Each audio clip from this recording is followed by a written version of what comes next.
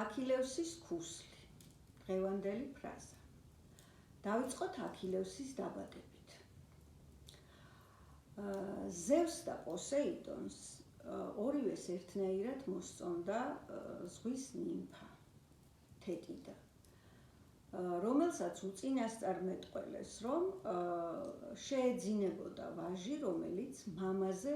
აღმატებული იქნებოდა ძალით. ეს წინასწარმეტყველება არ მოეწონა არც პოსეიდონს, არც ზევსს, იმიტომ რომ მათ ორივეს ერთი საერთო მამა დამხობილი ყავდათ უკვე ძალის გამოყენებით და არ უნდათ ეს გამოცდილება საკუთარ თავზე გაეზიარებინათ. ამიტომ თეტიდაზე ორივემ უარი თქვა და გააყოლეს ცოლად პელევსს. პელევსის და თეტიდას ქორწინების შედეგად დაიბადა აქილევსი. დედა მზრუნველობას არ აკლებდა აქილევსს და სანამ ჩვილი იყო, იმისათვის რომ მისი სხეული, ესე იგი უვნებელი, მოუწყვლადი გაეხადა, ორი ვერსია არსებობს მითების. ერთი მითის მიხედვით სტიქსში, მდინარე სტიქსში აბანავებდა და მეორე მითის მიხედვით ცეცხლში აწვრთობდა ჩვილს. ესე იგი, ორივე შემთხვევაში ბავშვი ეჭირა ქუსლით და ასე ატრიალებდა, წყალშიც ასე ალივლივებდა და ცეცხლშიც ასე აწვრთობდა, აი ამ ქუსლით ეჭირა ჩვილი. და აი ის ადგილი, ქუსლი, რომლითაც ეჭირა, დარჩა მხოლოდ მოწყვლადი, ანუ მხოლოდ აი ქუსლში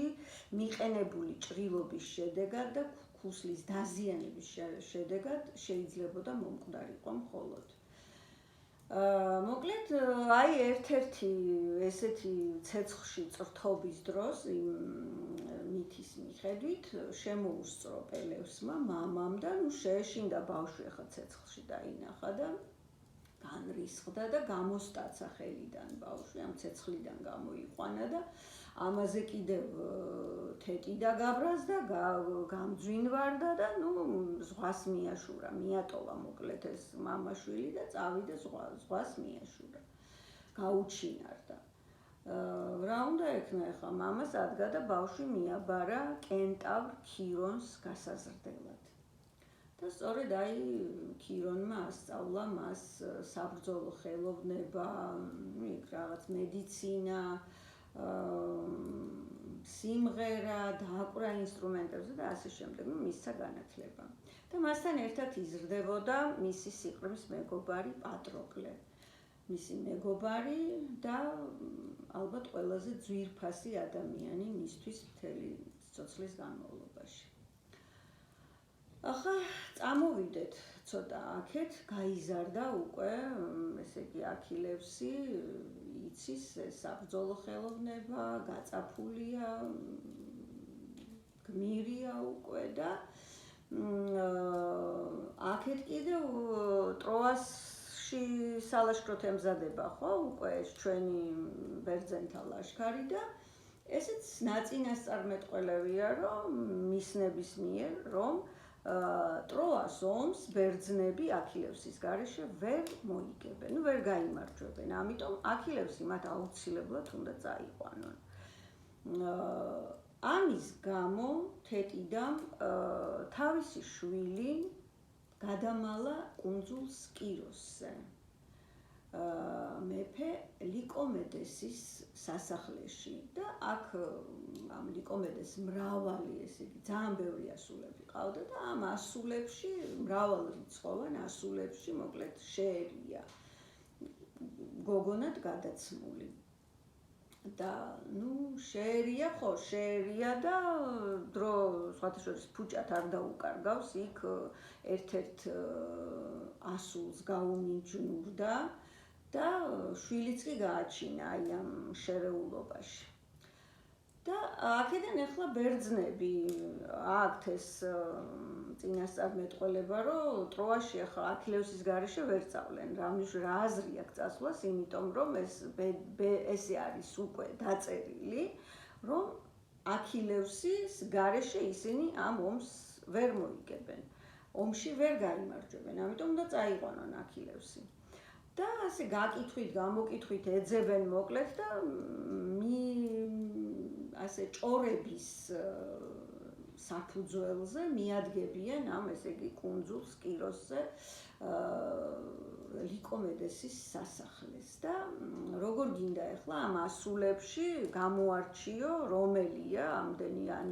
მრავალრიცხოვანი არიან და როგორ გინდა გამოარჩიო ახლა და ну ახლა ოდისევსი ცბიერებით იყო განთქმული და მოიფიქრა ასეთი რამე ის და ნესტორი შევიდნენ ვაჭრების ვითომ ვაჭრები არიან ვაჭრების ტანსაცმლით შეიტანეს ქსოვილები ძვირფასეულობა და ამ ქალიშვილებს გაუშალეს მაგიდაზე სხვადასხვა სამკაულები ძვირფასეულობა ქსოვილები და ერთ ადგილას ოდისევსმა დადო ფარი და მახვილი და ну ეს გოგონები დადიან და ათვალიერებენ მოკლედ ამ ნივთებს ვის რა მოსწონს ვის რა უნდა და ამ დროს ოდისევსის ბრძანებით ეს რაღაცა საბრძოლო ესე იგი საყვირის ხმა გაისმება და აქილევსი როგორც ჭეშმარიტი ესე იგი მებრძოლი ეგრევე ამ ხმალს დაავლებს ხელს და საბრძოლო პოზიციაში ესე იგი პოზაში ჩადგება და აი ასე გამოაშკარავდება მისი ვაჟობა, მისი კაცობა და აქილევსობა. ჩავლებენ მოკლედ ქეჩოში ხელს და წაიყვანენ აი ამ ლაშქარში ჩასვავენ ეს თავისი მირმიდონელების გემებით 50 გემით ჩაებმება ესე კი ამ ბერძენთა ლაშქარში. და სხვათა შორის უწინასწარმეტყველეს აქილევს რომ ნუ ახლა ის მითები ხო ძირითადად წინასწარმეტყველება მითებში არის, აი ეს ბედისწერა არის მე მგონი მთავარი აი ეს ხაზი რომელსაც მიყვება ყველა გმირი, ყველა მითი, ეს ბედისწერა, წინასწარმეტყველება, მისანი, ქურუმი, ეს არის ამათი განუყოფელი ნაწილი, ხო და აი აქილევს კიდევ ერთი წინასწარმეტყველება ჰქონდა ის რომ თუ ესე იგი ორი გზა უნდა აერჩია, ან ხანგრძლივი და უსახელო სიცოცხლე ან ხანმოკლე და სახელოვანი და რომელს აირჩევო და ნუ მეო მირჩევნიაო რომ ხანმოკლე და სახელოვანი ესე იგი სიცოცხლით ვიცხოვრო და ჩემი სახელი ესე იგი უკვდავიყო და ამიტომ ტროაში წაყვა პატროკლესთან ერთად მოკლედ ჩავიდნენ ტროაში 9 წელი ესე იგი არიან ამ ალყაში ყავთ ეს ქალაქი და ილიადა იწყება უკვე ტროას ომის მეათე წელია. ეს ერთი წელია დარჩენილი, რომელიც ილიადაში არის აღწერილი. ეს 9 წელი ისინი უბრალოდ აქ არიან, იბრძვიან რაღაც ალყას, ნუ ამ გალავანს ქალაქში ვერ შედიან და ნუ აი აქ არიან 9 წელი, წარმოგიდგენიათ რომ ახლა აი ხან იქით არიან, ხან აქეთ არიან, ხან წასვლა უნდათ, ხან ისევ რჩებიან და ნუ აი მეათე წელია უკვე და იწყება ილიადა ზუსტად აი ამ მეათე წლის აღწერით დაპირისპირება აქილევსა და აგამემნონს შორის. აგამემნონი არის ესე იგი ამ ბერძენთა ლაშქარის მხედართმთა ყველაზე თვალუფროსი, გენერალ სიუსი თუ როგორ ქვია. და ესე იგი აქილევსთან აქ დაპირისპირება აქაც ქალია ჩარეული ამ დაპირისპირებაშიც, იმიტომ რომ აგამემნონს წაართმევენ აპოლონის ქურუმ ქრისეს ქალიშვილს ქრისეიდას, ალბათ უფრო ხარჭა, უფრო შესაფერისი სიტყვა ხო, საყვარელი თუ ტყვე ქალი, რომლებიც ყავდათ ყოველთვის კარავში. ხო და ის ქრისეიდა დასაბრუნებელი გაუხდება აპოლონისთვის, ну ის ქურუმის შვილია და აპოლონი ამათ ესე იგი ეწინააღმდეგება, იმიტომ რომ თქვენ ჩემი ქურუმის შვილი ყავსო იმასო და მამასთან დააბრუნეთო და მოკლედ აგამემნონმა მეო აქილევსი რომ მოსთხოვს დაუბრუნე მამამისო, თორეო ჩვენო აპოლონის გარეშეო ესე იგიო ვერ მოვიგებ თუ ამ ომსო, მაშინო მეო ამას კი გავატანო, მაგრამ იმაში რო არის სიყვარული ყველა მაშინ მოიტა შენი ცოლიო. ხო ის მაშინო შენ რო ყავსო იქო ბრისეიდაო, ბრისეს ქალიშვილიო, ის მომეციო, ტყვე-ქალი რო ყავს, ის მომეციო და მოკლედ ამ ბრისეიდას წაართმევს, ქრისეიდას გაუშვებს და ბრისეიდას წაართმევს აგამემნონი და აი ამ ბრისეიდას გამო არიან დაპირისპირებაში და ნუ შენ როგორ თუ მეო ესე იგი ქალი წამართვიო, აქილევსი გაიბუტება, გაიბუსხება, ესე გაგიჟდება და წავა დაჯდება მოკლედ ამ თავის კარავში, ზის იქიდან ადევნებს თვალს ამ ბერძნების გაბანძებას, ასე ვთქვათ, იმიტომ რომ ტროელების ჯაბნიან უკვე და ნუ ყოველ დღე ესე იგი ხოცავენ აუარება ესე იგი ამ ბერძნებს. და პატროკლეც ესე იგი ზის ამ აქილევსთან ერთად კარავში და ბოლოს ეს შეწუხდება რა და ეს ბერძენთა მხედართმთავრებიც ჩააწვეთებენ ამას, ჩაასმენენ, რომ უთხარიო იმასო, რა ქვია, აქილევსო, რომ თვითონ ხო არიღებსო მონაწილეობას, გაბუტულია და ესე იგი დაგვიპირისპირდაო და ხო, შენ მაინც გამოდიო, მოგცესო თავისი საჭურველი მუზარადი იქ რაღაცა ფარი, რომ დაგინახავენო ტროელებიო მისი საჭურველით, იფიქრებენო, რომ აქილევსია და შეეშინდებათო და დაიზაფრებიანო და ცოტა წაგვეშველეო. ხო და ესეც მივა აქილევსთან და ეტყვის, რომ ასეო და ცოდოები არიანო მოკლედო ისაო ძალიან ბევრ ხალხს ხოცავენო და მომეციო შენი საჭურველიო და შენი იმიტომ ვითომ შენ ხარო, შენო აქ იყავიო და მე გავალო. კარგიო, მისცემს ეს თავის რაღაცებს, ფარს შუბს, რაღაცა მუზარადს და გავა მოკლედ ამ საჭურველით და დაინახავენ ეს ტროელები გაგიჟდებიან, აქილევსი ესე იგი შეუერთდა ისევ ამას, ისევ იბრძვის და მოკლედ ახლა ეს დეტალები ძალიან შორს წაგვიყვანს და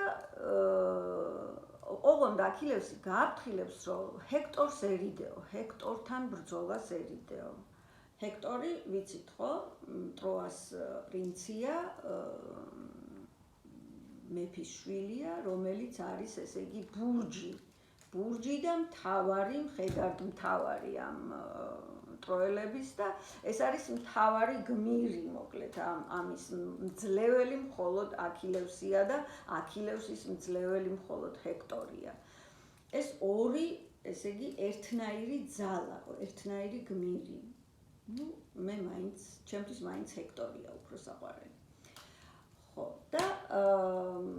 ჰექტორს ერიდეო და ეს მაინც და მაინც ესე იგი ისე გათამამდება ეს პატროკლე ამ მიღწეული რაღაცა იმეებით, პატარ-პატარა წარმატებებით, რომ გათამამდება და ჰექტორს დაუდგება პირისპირ. და ჰექტორს გონია, რომ აქილევსია ეს და ну იბრძვიან, რა თქმა უნდა, ჰექტორი აჯობებს, მოკლავს და როდესაც მოკლავს, მე ამ საჭურველს ამ მუზარადს რო ხდიან და ეს რო აართმევს ამ განაიარაღებს, მიხვდება, რომ ეს არის პატროკლე, ეს არ არის აქილევსი, მაგრამ უკვე ვეღარაფერს ვეღარ იზავს და ესენი პატროკლეს გვამს წაიღებენ და მიუტანენ მოკლედ ამ აქილევს, დაუდებენ იქ კარავთან და ეს გაგიჟდება, გაცოფდება, როგორ თუ ესე იგი პატროკლე მოკლაო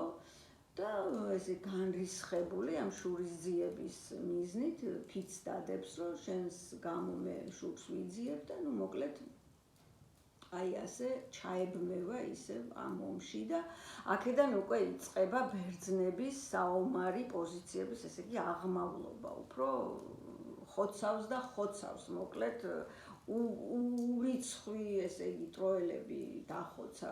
ამ რამდენიმე ესე იგი დღეში აქილევსმა და არის ერთ ამბავში და ნუ მოკლედ კიდევ გრძელდება ეს ბრძოლები და დეტალები ამას აღარ ვიტყვი და აი დადგებიან